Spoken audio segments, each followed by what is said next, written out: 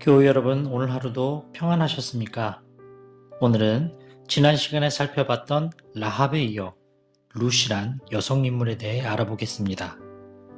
룻기는 영적 암흑기라고 할 수 있는 사사시대를 배경으로 하는 아주 짧은 이야기로서 주인공 룻이라는 이방 여인을 중심으로 내용이 전개됩니다. 성경은 이 이방 여인에 대해 자세히 설명해 주지는 않지만 종종 모압 여인 룻이란 기록을 한 것으로 보아 모압 사람임을 알 수 있습니다. 룻기는 4장으로 구성된 단편소설 같은 이야기인데 이 짧은 이야기 속에서 룻이 처한 상황과 결단을 통해 그리스도인의 영적 삶을 보여주고 동시에 하나님의 은혜와 섭리를 깨닫게 해주시는 귀한 이야기입니다. 그 내용은 이렇습니다. 흉년이 들자 나옴이라는 이스라엘 여인은 가족과 함께 고향인 유다 베들레헴을 떠나 요단 동쪽의 이웃나라 모압으로 피난을 갑니다. 거기서 남편이 죽고 두 아들을 모압 여인들에게 장가를 보내는데 며느리들의 이름은 각각 오르바와 룻입니다. 10년쯤 지나 두 아들마저 잃고 나오미는 두 며느리와 함께 보호자 없이 남게 됩니다.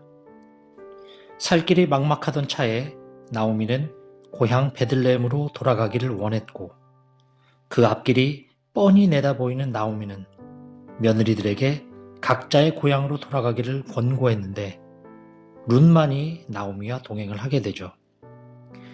이 모압 여인의 결단은 살아온 생애와 누릴 수 있는 미련을 다 포기한 것입니다. 당시 여인이나 고아는 생계를 유지하기 힘들었습니다. 따라서 룻이 앞으로 시어머니와 함께 가야 할 길은 미래도 희망도 없는 죽음의 길입니다.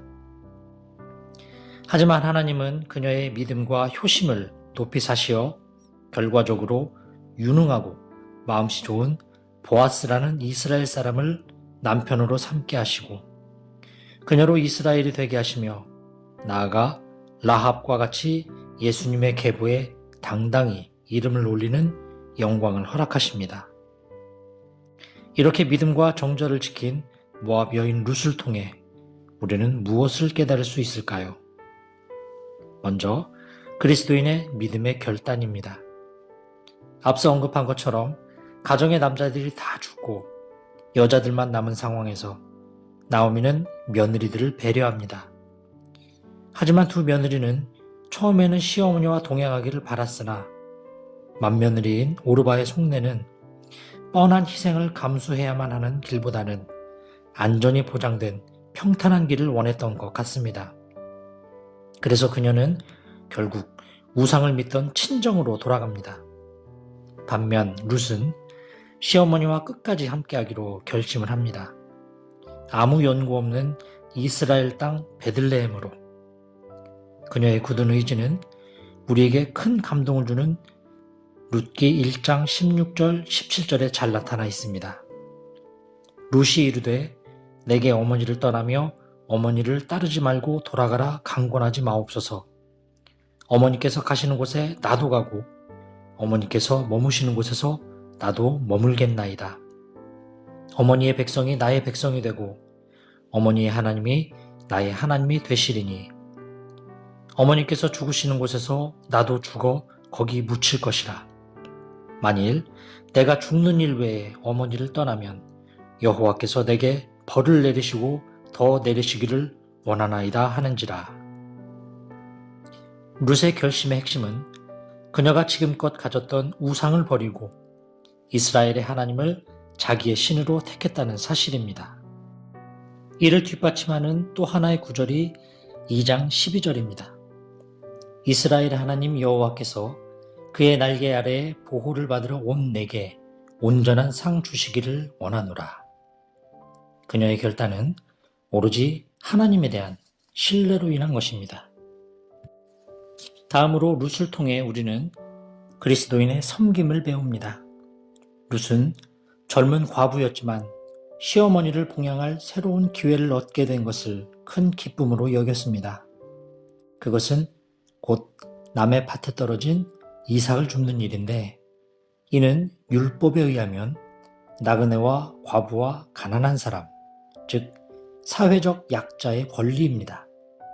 하지만 아무리 권리라 해도 육체적 노동과 더불어 눈치를 보지 않을 수 없기 때문에 그 일이 결코 쉬운 일은 아니었습니다. 하지만 룻에게는 시어머니를 위한 유일한 길이었기에 기뻤습니다. 그렇게 시어머니를 위해 쉬지 않고 일하는 룻을 눈여겨본 보아스라는 남자는 그녀가 남편이 죽은 후 시어머니를 봉양하기 위해 부모와 나라까지 떠났다는 사실을 알게 되었고, 그녀의 선행과 아름다움을 알아챈 보아스는 그녀에게 큰 호의를 베풀어 줍니다. 이 모든 것이 사랑의 섬김에 따른 결과라는 사실을 우리는 성경을 통해 알 수 있습니다. 끝으로 룻과 같은 믿음의 사람은 하나님의 복을 받는다는 것을 깨닫습니다. 보아스는 룻에 대해 이렇게 평가합니다. 네가 현숙한 여자인 줄을 나의 성읍 백성이 다 아느니라. 현숙하다는 것은 여인에게 주는 최고의 칭찬 중 하나이며, 잠언에 의하면 남편에게 선하고 부지런하게 집안일을 돌보며 가난한 자를 도와주고 말도 지혜롭게 하며 무엇보다 여호와를 경외하는 여인입니다. 그런 현숙한 여인은 사람들에게 인정을 받고 하나님으로부터 존귀와 영광을 받는다고 성경은 말씀합니다. 마치 잠언 31장의 말씀이 룻을 두고 말씀하는 것 같습니다.